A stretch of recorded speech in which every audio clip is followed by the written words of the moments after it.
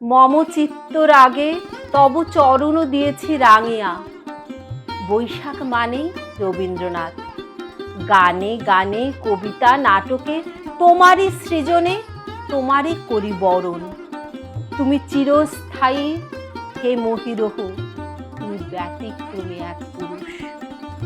তোমার ছায়ায় প্রেম আছে, পূজার অর্ঘ্য রচে, দেশ বন্দনা করে, সর্বোপরি জন আহ্বান, দেশের তরে দশের তরে।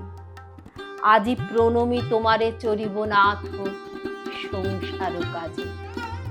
আমাদের প্রিয় দর্শক বন্ধুরা, আজ আমরা এমন একজন মানুষের সাক্ষাৎকার নিতে এসেছি যার হাত ধরে আমরা পৌঁছে যাব 60-এর দশকের শান্তিনিকেতনে। আমাদের চ্যানেল ভ্যারাইটি ইনফরমেশনের সকল দর্শকদের জানাচ্ছি, আপনারাও আসুন আমাদের সাথে। গল্পে গল্পে আমরা পথ চলি সেই লাল মাটির পথে। নমস্কার শুভদা, আমি সঞ্চিতা। একটু লেখালেখি করি, তার সাথে রবীন্দ্র প্রেমিকও বটে। আর আমাদের দর্শকদের সাথে একটুখানি পরিচয় করিয়ে দিচ্ছি। সৃজনশীল প্রতিভার মানুষ, আপনারা দেখতেই পাচ্ছেন অনেক ছবি। যে মানুষটার প্রচুর গুণ, আমি একজন গুণমুগ্ধই বলতে পারি। শুভদা, এবার আপনার নিজের সম্বন্ধে একটু বলুন, আমরা শুনি। নমস্কার, আমি শুভ সরকার। ভ্যারাইটি ইনফরমেশনের উদ্যোক্তাদের আমার আন্তরিক কৃতজ্ঞতা জানাই। আর বৈশাখ মাসে, কবিগুরুর মাসে, সুন্দর একটা উপলব্ধি অনুভূতির মাসে ওনাদের আমার আন্তরিক কৃতজ্ঞতা, যথাযোগ্য মর্যাদা আমার শ্রদ্ধা, আন্তরিক শুভেচ্ছা এবং স্নেহাশিস জানাই। সঞ্চিতা, তোমাকে, ক্যামেরার পিছনে যিনি আছেন, আমার এই স্নেহভাজন বাপ্পা, ওনাকে আর সকলকে। আসুন একটু কথাবার্তা শুরু হয়ে যাক। ভ্যারাইটি ইনফরমেশনের পক্ষ থেকে আমরা শুভদাকে অনেক শ্রদ্ধা ও ধন্যবাদ জানাচ্ছি আমাদেরকে একটু সময় দেওয়ার জন্য। গুণী মানুষ, সর্বদা ব্যস্ত থাকেন, তার মধ্যেও উনি যে আমাদের একটু সময় দিয়েছেন সেই জন্য সত্যি আমরা কৃতজ্ঞ। তাহলে কথামালা শুরু করি, আমরা একটু আলাপচারিতায় চলে যাই। আচ্ছা শুভদা, তোমার পারিবারিক ব্যাকগ্রাউন্ডে তো একটা রবীন্দ্র ভাবধারা রয়েছে, তো সেটা আমরা একটুখানি গল্পে শুনি। আচ্ছা, সেই ভাবধারাটা মানে এখন হয়তো বললে অনেকে ভাবে হয়তো আমি বানিয়ে বলছি বা কিছু। এটা আমি বলছি তখন আমি ক্লাস 5-এ পড়ছি। হ্যাঁ, আমার ঠাকুমা শ্রী সরোজিনী সরকার, মানে বাবার কাকিমা, বাবা কর্মসূত্রে থাকতেন বার্নপুরে, আসানসোলে। আমরা 3 ভাই আর 1 বোন। তো তখন ঠাকুমা একদিন বলেন বাবাকে, যে বলে, কটা তোর ছোট পোড়ারে লইয়া চললাম। কোথায়? শান্তি। কেন, ওই যে আমি শুনেছিলাম সেই কথাটা আমার এখনো মনে আছে। কথায় কথায় আমরা একটা অসাধারণ জিনিস জানতে পারলাম। শুভদার ঠাকুমা, মানে শ্রদ্ধেয় শুভ সরকার মহাশয়ের ঠাকুমা, হেসেল সামলাতেন শান্তিনিকেতনের ঠাকুর বাড়ি। এ ভাবলেও গা শিউরে ওঠে। আচ্ছা, আমরা একটু ঠাকুমার কথা শুনি আপনার। হ্যাঁ, কথাটা তুমি যেটা বলেছো ঠিকই। এটা হচ্ছে বাবার কাকিমা, মানে বাবার মাকে আমি দেখিনি, বাবার কাকিমা যিনি সরোজিনী সরকার, বাবা আমার ঠাকুমা আমাকে প্রচন্ড স্নেহ করতেন, সকলকে করতেন। তো আমি একটুখানি বেশি ওনার ভাগ পেয়েছিলাম। তো উনি আমাকে নিয়ে আসেন শান্তিনিকেতনে। তখন তোমার বয়স কত? তখন এই 10-11 হবে। আমি সালটা এখন মনে আছে আমার, 1963 সাল। এখন ক্যালকুলেশন করতে হবে, সেটা অতি শৈশব। হ্যাঁ। তো বার্নপুর থেকে আসি। ব্যাপারটা কিরকম, ট্রাঙ্কে আমার সবকিছু গুছগাছ হতে থাকে, বিছানাপত্র শতরঞ্চিতে বেঁধে নিয়ে আসা বোলপুর স্টেশনে। আর প্রসঙ্গত বলে রাখি, বোলপুরে আমার যে লোকাল গার্জেন ছিলেন, আমার সেজ জেঠু, ডক্টর ফণীন্দ্রচন্দ্র সরকার, অনেকেই চেনেন, এখনো অনেকে নেই তার মধ্যে। ফণীন্দ্রচন্দ্র সরকার ওখানকার খুবই পরিচিত ছিলেন এবং রবীন্দ্র সাহিত্য নগরী প্রভাত মুখোপাধ্যায়ের প্রচন্ড ঘনিষ্ঠ বন্ধু ছিলেন ভুবনডাঙ্গাতে। ভুবনডাঙ্গা আপনারা সকলেই দেখবেন, মানে শান্তিনিকেতন গেলেই ভুবনডাঙ্গা মানে শান্তিনিকেতন, এটা আছে। তো ওইখানে উনি আমার জেঠু, আর আমার জ্যাঠতো দাদা মানে ওনারই ছেলে বিমলেন্দু সরকার, বর্তমানে যে সুপ্রিয় ঠাকুর, তারপর পূর্ণানন্দ চট্টোপাধ্যায় ওনাদের ব্যাচমেট ছিলেন। শিব সুব্রত কর, তিনি সুরেন করের ছেলে, ওনার ব্যাচমেট ছিলেন। তো শান্তিনিকেতনের সঙ্গে অনেকদিন থেকে আমি যুক্ত আছি। তো সেই সুবাদে আমিও এলাম। তো বোলপুর স্টেশন থেকে ভুবনডাঙ্গা থেকে এলাম রিক্সা করে, সামনে ট্রাঙ্ক, রিক্সার পেছনে বিছানা, একদিকে মা, আমি আর ঠাকুমা। তুমি কোন শ্রেণীতে ভর্তি হলে প্রথম? ক্লাস 5-এ। পঞ্চম শ্রেণীতে শিক্ষা শুরু শান্তিনিকেতনে তোমার। হ্যাঁ। কত বছর পর্যন্ত ছিলে ওখানে? প্রায় 8 থেকে 9 বছর ছিলাম। পুরো স্কুলটা ওখানে ছিল। তখন তো মানে এইচএসসি হাই স্কুল সার্টিফিকেট। আচ্ছা, বিশিষ্ট শিক্ষকদের মধ্যে কার কার সান্নিধ্য লাভ করেছো? বিশিষ্ট শিক্ষকদের মধ্যে অনেকে হয়তো আছেন, অনেকে নেই। কতজনের নাম বলবো জানি না, কার কার নাম বলবো। শ্রদ্ধেয় পূর্ণানন্দ চট্টোপাধ্যায়, শ্রদ্ধেয় শ্রী ডক্টর রামবহাল তেওয়ারি, দেন শ্রদ্ধেয় গুরু গোবিন্দ রায়, শ্রদ্ধেয় আশা রায়, সুরেশ মজুমদার, বিভূতিভূষণ, বিভূতিদার পুরো নামটা জানি না, বিভূতিদা, তারপরে সুমনাদি মানে অমর্ত্য সেনের বোন যে সুমনাদি, তিনি আমাদের ইংলিশ পড়াতেন, নলিনী ঘোষ, সুপ্রিয়া ঘোষ, যিনি হচ্ছে শান্তিদেব ঘোষের ভাইয়ের স্ত্রী, সুপ্রিয়া ঘোষ। আমরা যেটা বলছিলাম, বিশিষ্ট শিক্ষকদের সাথে কিরকম সম্পর্ক ছিল? বিশিষ্ট শিক্ষকের সঙ্গে সম্পর্ক তো খুবই ভালো ছিল। মানে আমাদের কোনোদিন বকাবকি করতেন না ওনারা, তবে হ্যাঁ, ওনার চোখের যে শাসন সেটা আমরা বুঝতে পারতাম।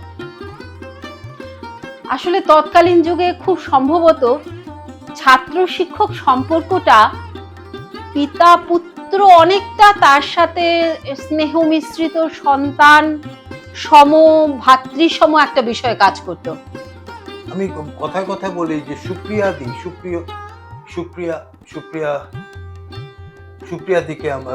ঘোষ, যিনি শ্রদ্ধেয় শান্তিদেব ঘোষের ভাইয়ের পত্নী, উনি আমাদের ইংলিশ পড়াতেন, আমাদের মাতৃ স্নেহে দেখতেন। এরকম আছেন শ্রীমতী বেলা বোস, উনি আমাকে মাতৃ স্নেহ দেখতেন। ওখানে যত মহিলা মাতৃ স্নেহ দেখতেন, ক্লাসে যাই করি না কেন। যখনও কখনো বাড়িতে গেলাম, নলিনীদি তালের বড়া করেছেন, আরে শুভ এসো। তো তখনকার ক্লাসের কথা আলাদা। যখন ঘরে গেলাম, কেন হোস্টেলে, আমরা তো আবাসিক, আমরা তো আবাসিক নয়, আমরা তো অনাবাসিক। তার জন্য অনেক শিক্ষক শিক্ষিকার বাড়িতে যেতাম।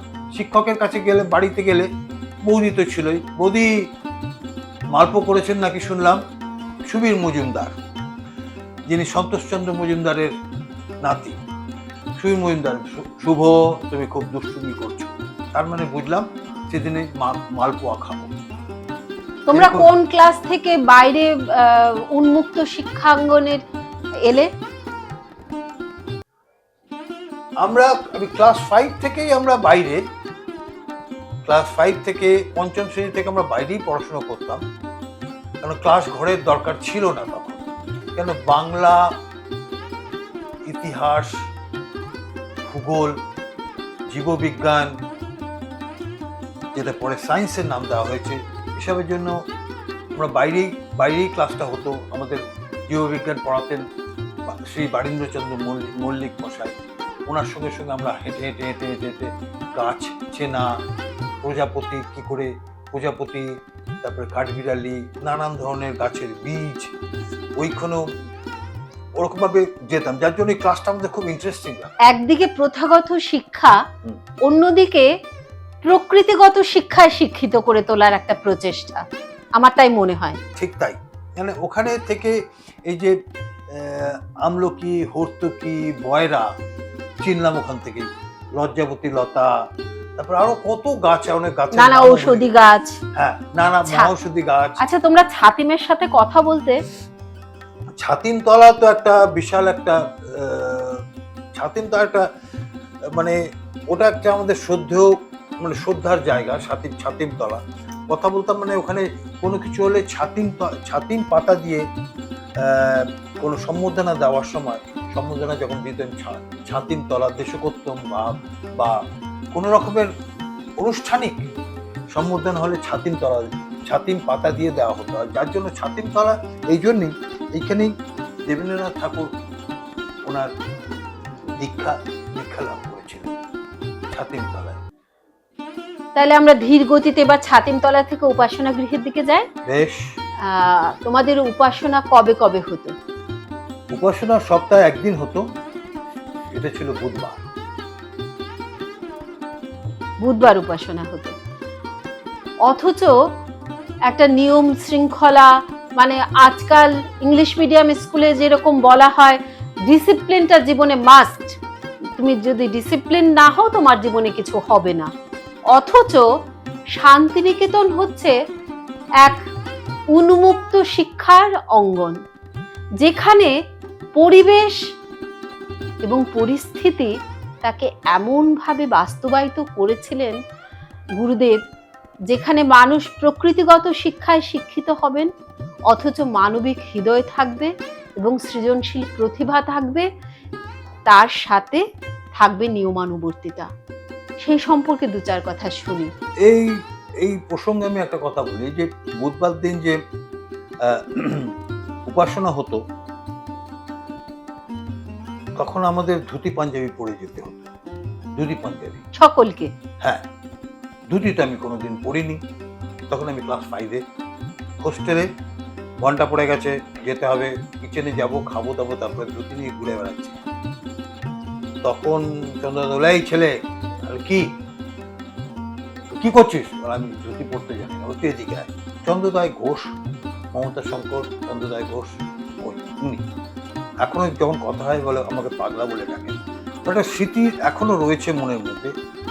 সেই ধুতি পরা, করে লাইন করে আমরা যেতাম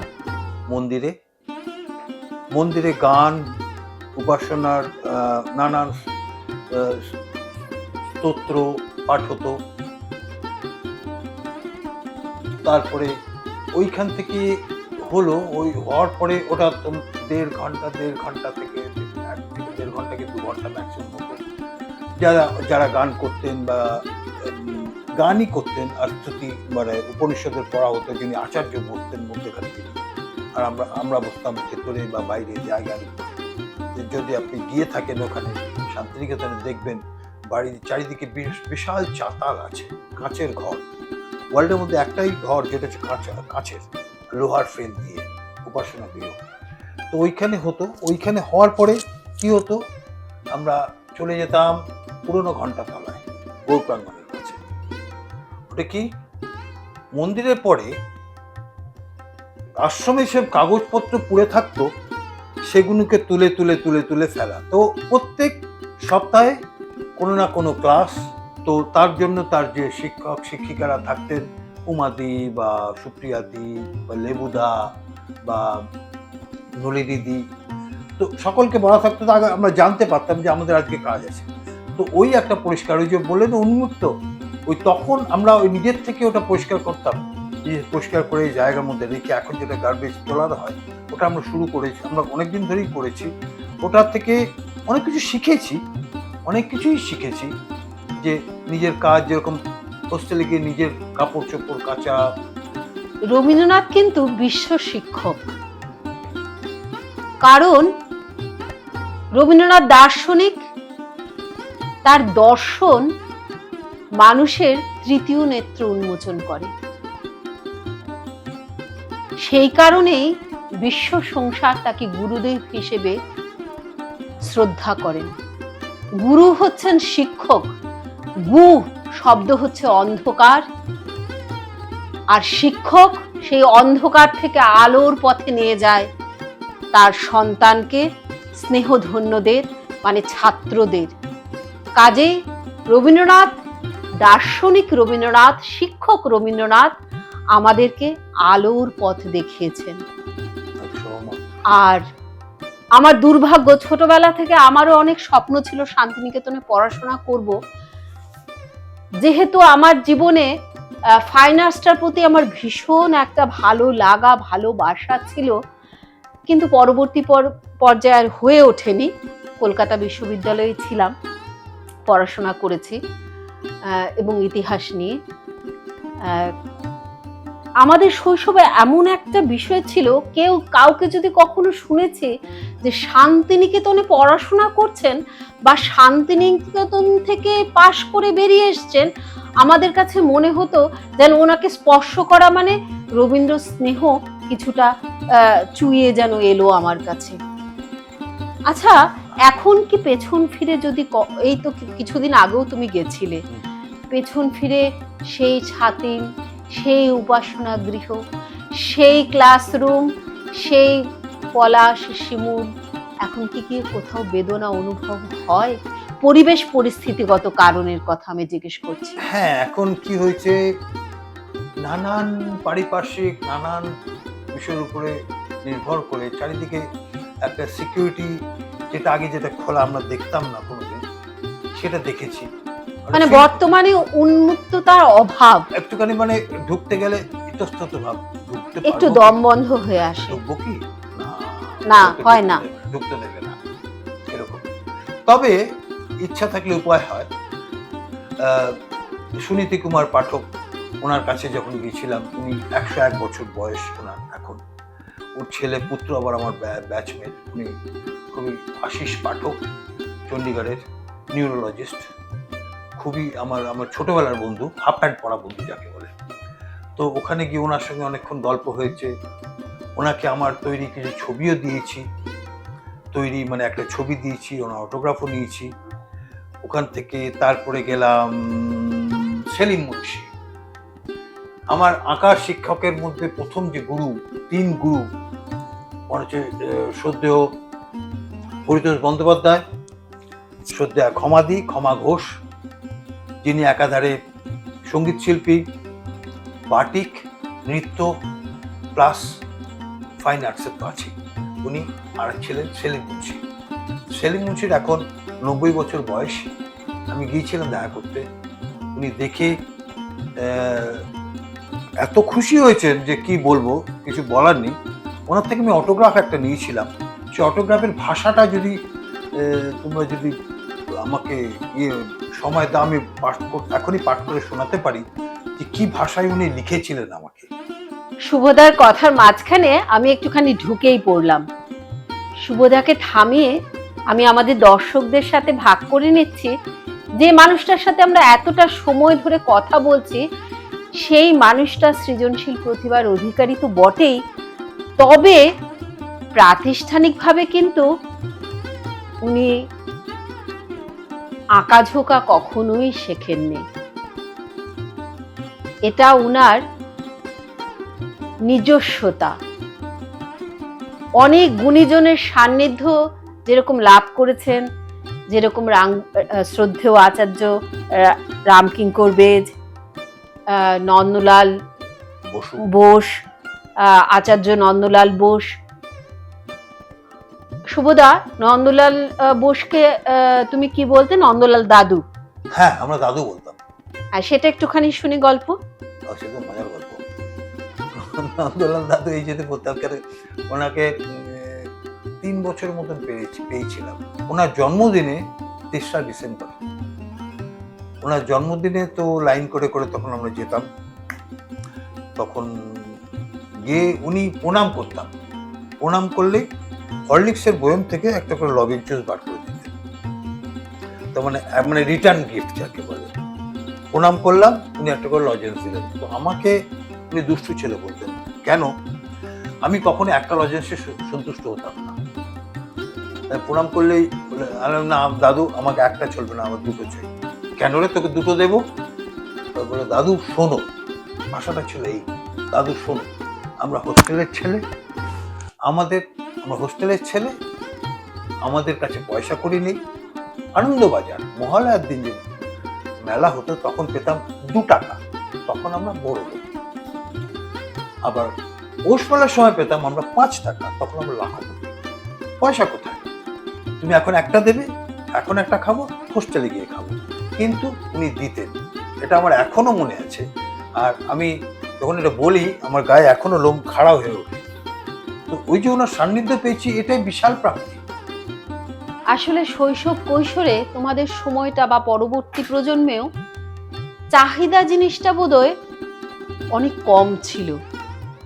অল্পেতেই সন্তুষ্টি হতো মানুষের, চাহিদার নিবৃত্তিও হতো।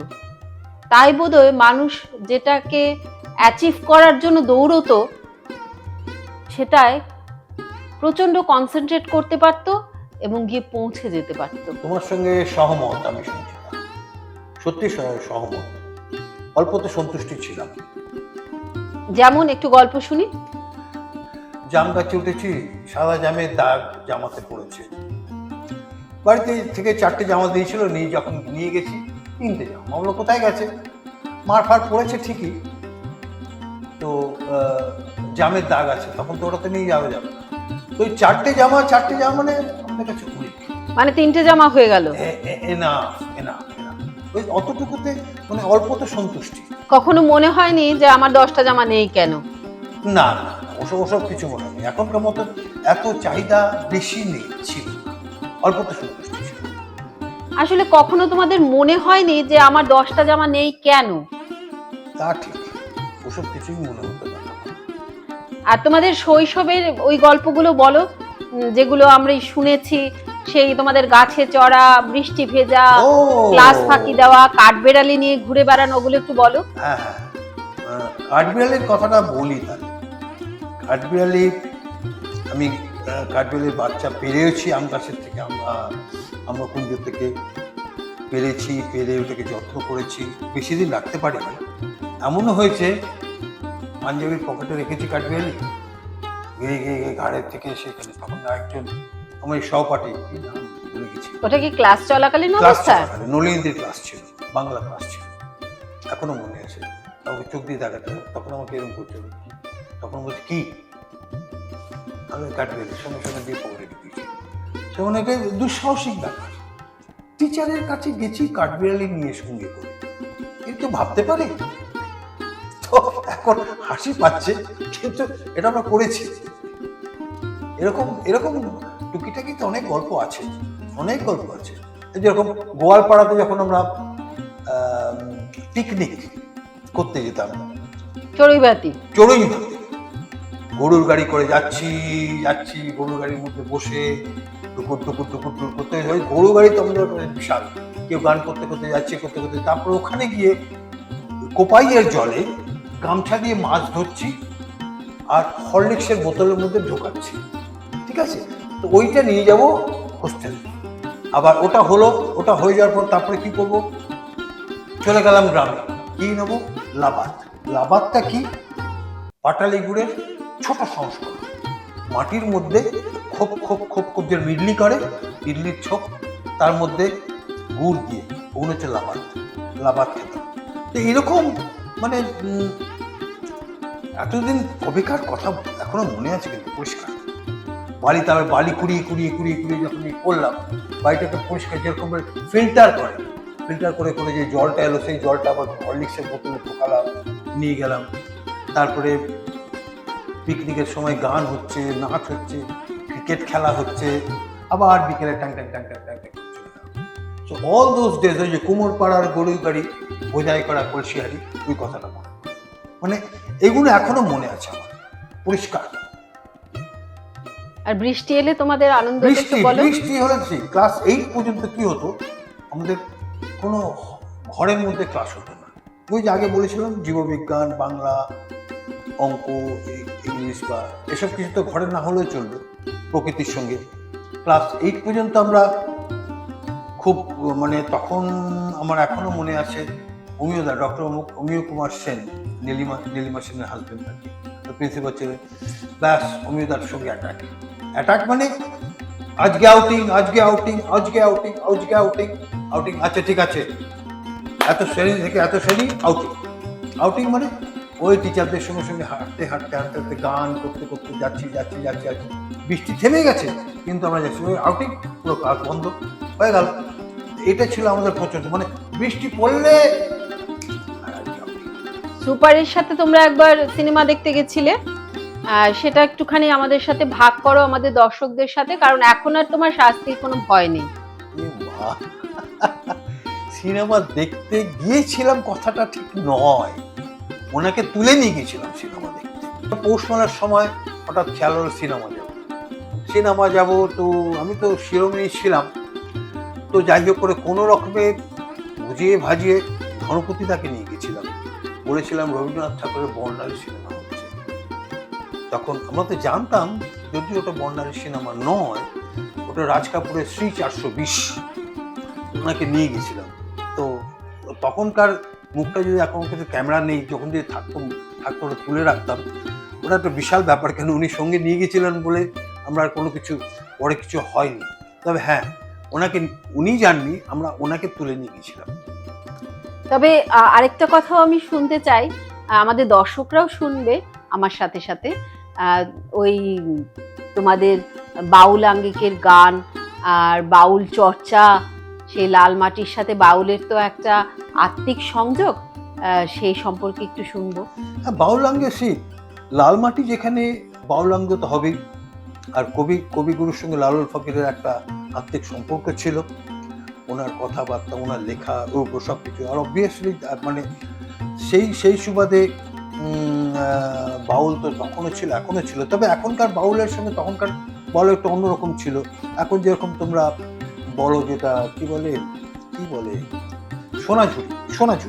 সোনাঝুরি আমরা নাম শুনেছি, কিন্তু গেছি ঘুরতে, কিন্তু এখন সোনাঝুরির হাট, ওই কথাটা তখন ছিল না।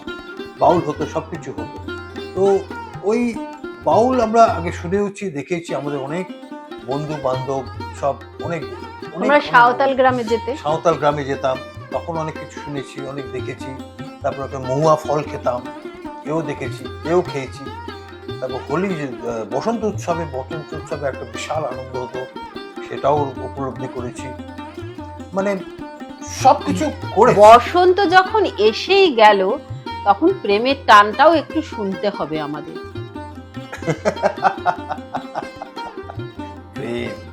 সে তো বিশাল প্রেম তো ফিরে ফিরে ধরা দেয়, এক এক বয়সে এক এক রকম ভাবে। সে তো 100 বার। কিন্তু শান্তিনিকেতনে এতটা সময় ধরে বিচরণ করছি আর প্রেম আসবে না, সেটা কখনো হয় না শুভদা। এখন একটু স্বীকার করলে আমাদের দর্শকরাও একটু শুনতে পায়, আমিও শুনতে পাই, আমরা সেই ব্যাপারে কিছু মনে করব না। হয়তো it's a one way traffic, it's never was with a double two way traffic, তাও হতে পারে। হয়তো আমার ক্ষেত্রে তাই হয়েছিল বলে যার জন্য আমি ওটাকে বেশি বাড়াতে চাইছি না। একটু শুনি এমনি কি হয়েছে আমাদের না প্রচন্ড। এখন পর্যন্ত আমি বলি যে শৈশবের সহপাঠীদের সঙ্গে আমাদের একটা হোয়াটসঅ্যাপ গ্রুপ আছে, এখন পর্যন্ত আছে, এবং 70+70। বিশ্বাস করবে কিনা জানি না, এখনো আমাদের রোজ কথাবার্তা হয়। কবেকার ক্লাস 5 থেকে, আজকে 70+। সো দ্যাট ইন্টিমেসি এখন রয়েছে ওদের সঙ্গে। ওটা তো বন্ধু বাৎসল্য। এখন যে প্রেম জাতীয় জিনিসটা, ওই জিনিসটা যেটা যারা করেছে প্রেম কখনো ধরা দেয়নি তোমাকে? মানে ধরা দেবে কি করে? আমি এত চঞ্চল না, ধরা দিতে পারতো না। আমি অন্যদিকে প্রেম ছিল, আমি খেলাধুলো, ফল পাড়া। তারপরে এমনও হয়েছে ছুটিতে যাওয়ার আগের দিন রাত্রিবেলায় যেতাম আম পাড়তে, নিচু বাংলায়, হাফ প্যান্ট পরে, হাতে গুপ্তি নিয়ে, গেটস পরে। আমি লিডিং পাড়ছিলাম, আম পাড়তাম, আম পেড়ে নিয়ে এসে হোস্টেলে ঘন্টাতলায় রাখতাম। তারপর দিন যেয়ে দেবে আমলকি, ভর্তুকি, বয়রা, এসব। তবে প্রেম জাতীয় জিনিসটা খুব একটা যে একটা করেছিল তা আমাকে করেনি, কেন হয়তো হয়নি বলেই করেনি। তাহলে শুভদা, যদি প্রেম নাই এসে থাকে তোমার জীবনে, এসছে কি সত্যিভাবে আমরা একটুখানি শুনি। তবে তুমি যদি মহিলা গঠিত প্রেম আমাদের সাথে ভাগ করতে না চাও, আমাদের কিছু করণীয় নেই। কিন্তু যে প্রেমটা আমি তোমাকে আজকে দীর্ঘদিন চিনি, যে প্রেমটার মাঝখানে আমরা বসে আছি, সেই তোমার রং তুলি খেলা, সেই প্রেমে কিন্তু তুমি আজও মজে আছো। একদম একদম। সেই যে ছোটবেলা ক্লাস 5-এ যখন আমি রং তুলে ধরেছিলাম, সেই সেই জিনিস কিন্তু এখন আমার চলে এসেছে। সেটা নিয়ে কিন্তু ইয়েস, ইউ আর 100% রাইট। আর এটা থাকবে আমার যতদিন সজ্ঞানে থাকবে। এটার সঙ্গে প্রেম তো বটেই, এখানে প্রেম তো বটেই, রঙের সঙ্গে আমার আমার আত্মা, আবার নানান কাজে, যেরকম আমি একটা বলে দিচ্ছি, প্রেম যে তুমি বললে, এ দেখো এটা কফির উপরে, এটা পুরোটা কফি দিয়ে কাজ করে, পুরো কফি দিয়ে কাজ করে। বাহ, অসাধারণ প্রেমের দৃশ্য। এটাও কিন্তু ফুল কফি, এটাও কফি। আবার আরেকটা দেখাই, কালো সাদায় পুরো একটি পরিবার, যেটা আমার আরেকটা ভালো জিনিস, একে বলে কম্পেনিয়ন। বাহ, এখানেও কিন্তু রঙের একটা খেলা। এটা, এই প্রেমটা তো আমার আছে, থাকবে যতদিন আমার সজ্ঞান, যতদিন আমি সজ্ঞানে থাকবে, এই প্রেমটা তো আছে। আর ছবি ছবি ছবি আঁকা অ্যাকচুয়ালি লোকে বলে কেউ প্যাশন, কেউ বলে তোমার তো প্রাতিষ্ঠানিক শিক্ষা নেই ছবি আঁকার। না না, সেরকম প্রথাগত কোনো আমার শিক্ষা নেই। তবে হ্যাঁ, তবে নন্দলাল দাদু বলতেন যে তুই যেখানে আসবি সেখানে তোকে রোজ আঁকতে হবে, বসবি, তা না হলে আঁকা তোকে ভালোবাসবে না। আবার রামকিঙ্করদা বলেন শিল্পী তার যথার্থতা পূরণ না হওয়া পর্যন্ত, তার মৃত্যু পর্যন্ত তার কাছে আসে। আবার রামানন্দদা বলেন সকালে বিকেলে আহ্নিক করবি। এটা কিছু না, কিছুটা হচ্ছে যে চর্চা, এই চর্চাটাকে আমি জিয়ে রেখেছি। তোমরা বললে বা আপনারা বললে হয়তো বিশ্বাস করবেন, আমি 365 দিন আমি ছবি আঁকি, ছোট বড় মাঝারি, অনেক বড়, আবার ছোট ছোট, সব ধরনের ছবি আঁকি। তুমি হয়তো কিছু ছবি দেখেছো। আর এবার একটু সত্যি কথা শুনি, ইন্সপিরেশনটা কি? ইন্সপিরেশনটা হচ্ছে, আমি বলি, আমি ছোটবেলাতে ছবি আঁকতাম অল্প স্বল্প, ঠিক আছে। তারপর যখন আজ থেকে 25-30 বছর আগে, তখন আমি কাজ করি বাইরেনে।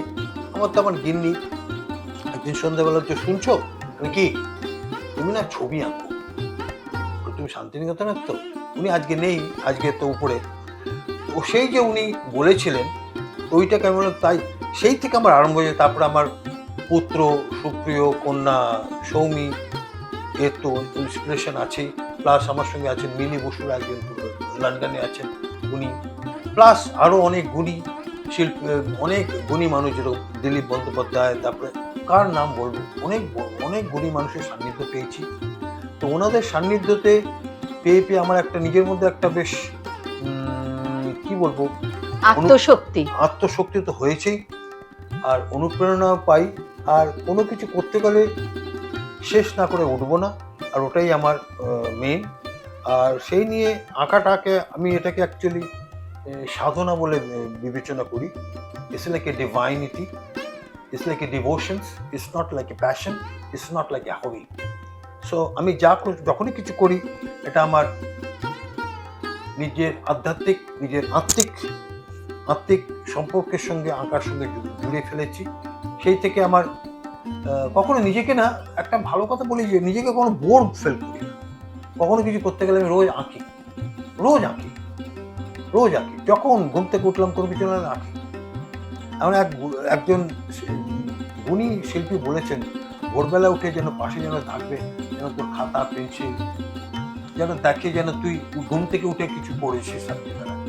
তো ওইটাকে আমি এখনো করি, যেরকম তুমি যেরকম আবৃত্তি করো, বা বাপ্পা যেরকম ক্যামেরা নিয়ে বা গান করো, তুমি চর্চা করো, ঠিক সেরকম এটা আমার চর্চার মধ্যে থাকে।